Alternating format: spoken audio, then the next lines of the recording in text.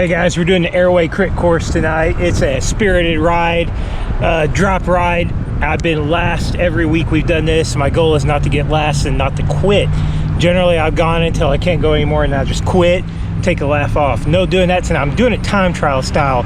If I get dropped, I'm just keeping a pace. Let's do this. Well,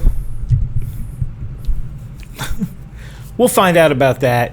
So the Airway Crit course is something that I think I came up with in 2021 when I was trying to practice for crit racing, and it's kind of just this empty sort of medical slash industrial little circle over here close to the airport in Marion. And the roads are great, the turns are great. It's basically a four-corner crit with a kind of a sweeping area.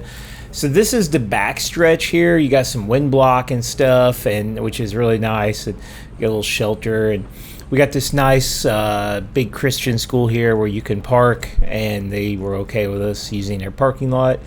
And then you've got my favorite feature of the course. It kind of makes it up, this awesome little hill right here. It's kind of like a little short drop. It's like the course doesn't have a climb, but it does have a tiny little hill. And if you ride that hill right and you take the corner really well, you can either not stop pedaling at all or barely stop pedaling. It's a really fun corner. So this is early in the race, and here I am finding myself drifting to the front as usual. I took that corner with, I think, a little bit more speed, and right then I was like, what the hell am I doing? I'm not supposed to be on the front. So I was feeling really good here at the start. I was having no trouble keeping up. So fairly early in the ride here, I think this is the second lap, it slowed down a bit. We had a nice casual pace here, and this is one of my old favorite parts here. Scro in front of me being very strategic. He starts asking Niko in the front, and then Niko's probably, he's won the most. He's really, really strong. He starts asking Niko just kind of like questions, like, hey, what do you do for work? And like, what's that like? And this and that. And he's just talking to him, and Niko's turning around talking. And at some point I was like, intense racing action, because it just cracked me up so much. It was a really smart move, though, to just kind of chill out the pace for a while. The racing action is so intense.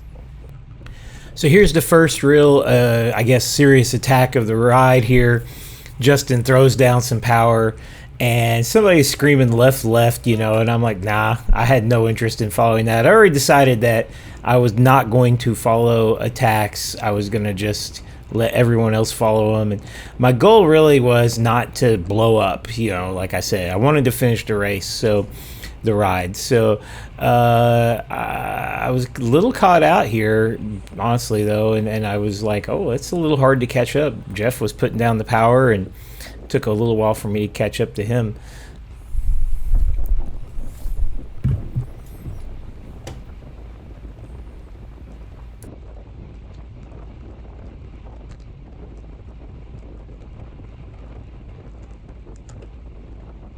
So all through here, Niko is pulling, and I think he's probably not wanting to pull everyone back at this point, maybe he just doesn't want to pull everyone back to Justin, or maybe I don't know, he decides to kind of ease back, and we let Justin just kind of hang out there for the next lap.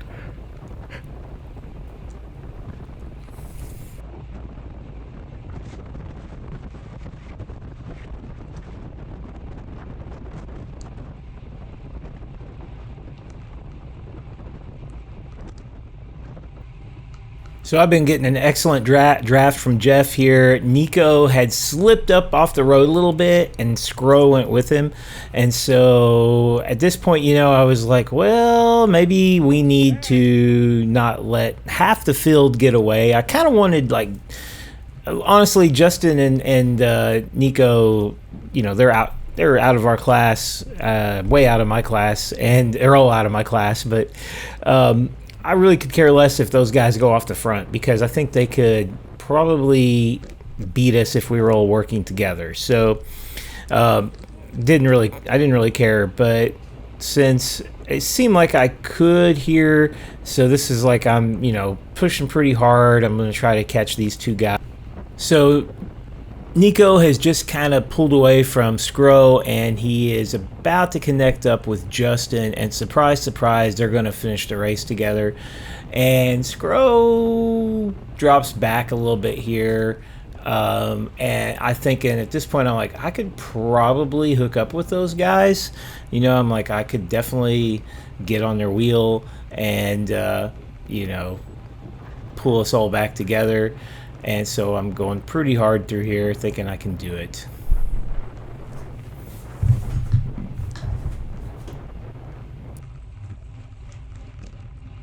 Well, surprise, I couldn't catch him. And then Hank is going to make a move here. He goes to the front, but Big Dog AWOL puts on a big power show right there and pulls away, takes Hank with him. And I know I wanted to go with him. Like, I just couldn't. Like, I didn't have any steam at this point, and I was, like, starting to hurt pretty bad. So I just could not go with him. And I just decided just to let him go at this point. I was like in time trial mode. I'm like, I'm just going to ride hard enough to keep going. Thankfully, Scro comes up and pulls for a while. Well, we catch old Big Dog. He ran out of steam here. He was kind of blown up, and I thought, well, he's done. But he really wasn't done. He easily caught on with us. He just decided, I think he just needed to take a little breather. But he had no trouble catching on to my wheel. And then me and Scro, and I got to say, I did pull. I just knocked out, I think, about a lap or maybe 2 laps where me and Scro took turns pulling. So it wasn't just him. We were working together to catch those guys, and I helped quite a bit. But, we've got Hank off the front, and then we've got the 2 fast guys way off the front. And, Hank's kind of dangling there where he's not really getting ahead of us, so I'm thinking we can catch him. And I decide, to put in a big dig here and see if I can hook back up to Hank here. So big fast corner, and I can see Hank. I think he's decided to pull the plug up here because this didn't seem real hard to catch him. I'm sure that he decided to let us catch back on, because why ride by yourself, when you're not really especially, it was windy, by the way. I forgot to mention the wind. Especially as soon as you went around that corner, you got hit by a wall of wind, and so it got pretty tough through here. And it didn't seem like we had the tailwind really helping us that much. But we catch back on to Hank here, and it's Hank, me, Scro, and Big Dog AWOL now, and I think Jeff is somewhere off the back at this point. And there's 2 Jeffs. There's Jeff with a G and Jeff with a J, and let's go see how Jeff with a J. There's Jeff with a J in front of us, and I know it sucks to get dropped and get lapped, but first off, it's not a very far course. It's like less than a mile, I think, or it's right around the mile, so it's pretty easy to get lapped. And also, you got to remember that, this is his first time doing this. Like, this is, his first real, crit style ride. And the intensity of it, if you've never done one before, the intensity of it, it's sort of like, you almost need to do, I wish we did 10 laps at a threshold, or just a sweet spot pace, and then started a race. I feel like I'd do a lot better, because my heart just is not in it from the start. I need to beat it into going for me.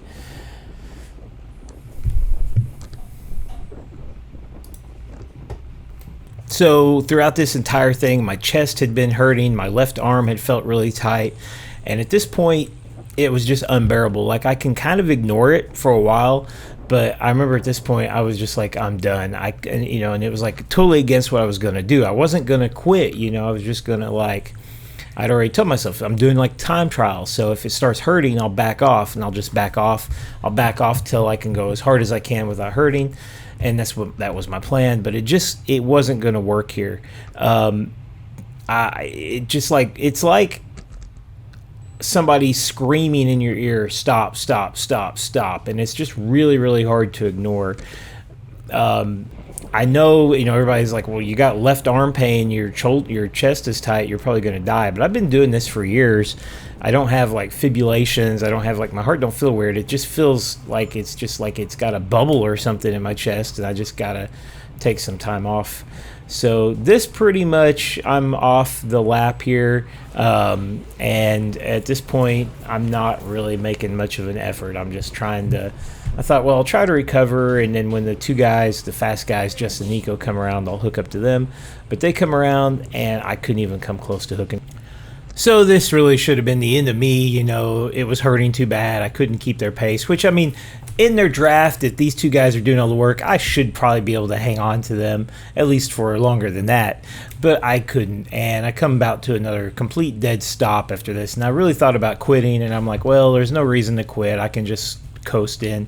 It wasn't very long before the rest of the group, everybody else, caught up with me, lapped me, and they went on by, and I was like, oh, whatever. And then I got this feeling like, maybe I should, and all of a sudden the pressure was gone, the pain was gone, and I was able to ride with this group without really feeling a lot of pain. The left arm and chest pressure was gone. So here we are on our last lap. And by the way, we knew this was our last lap because Crystal was super kind and was actually kind of helping us with timekeeping, hanging out there at the start-finish line. And she even had a camera so that she could record, the first person across the line. So this is our last lap. I'm in the back here, and I'm kind of in the back on purpose. I mean, they're going fast, but I was thinking that, there was no reason. Check out Big Dog AWOL just tossed his bottle. That was hilarious. He was throwing his bottle over there, which I thought was one of my favorite moves of the ride. So I'm thinking that the key area here is going to be the back straightaway. That's to me, that's where the actual sprint is going to happen. And Big Dog AWOL, he probably is thinking the same thing I am, and he goes right now. Like, he's going all out right now, and he's gapped the field, and I'm thinking, oh man, I need to move up there. But it's not quite time yet. We still have the little S curve coming up. We've got to make our left and then our right. So here we make the left, and it looked like Scro, he's pulling us back to Big Dog AWOL. He went too early. He went just too early, and Scro did all the really hard work there pulling it back, and he should have not done that. Like, he should have let Niko or Justin pull it back. And then after his hard effort, I went full gas on the back straightaway, and I'm yelling right there like, hey dude, because I was like, he was kind of starting to drift left, and I'm like, I'm on his left. These two guys, Niko went really fast, accelerated. Look at this, boom, we're coming up to the start finish line, and I cannot hold their wheel. Those guys out sprint me big time. So while it might appear that I got third, I'm actually a lap behind pretty much everybody behind me. And, I think more or less, I'm going to say I didn't get last because Jeff was here, and I did really enjoy sprinting. So listen, it really doesn't matter what place you get. It's just for fun. I love this for training. This is so much more fun than like getting on the trainer and trying to do like an interval or something. Okay, Niko, how's it feel to win your, what is this, like 17th consecutive Thursday and Tuesday night, Thursday Twilight? That was a fun race. It was fast, it's fluid, it's a good time all around. Good time all around. It's just, do whatever you want. Yeah. Okay. Woo, podium pick.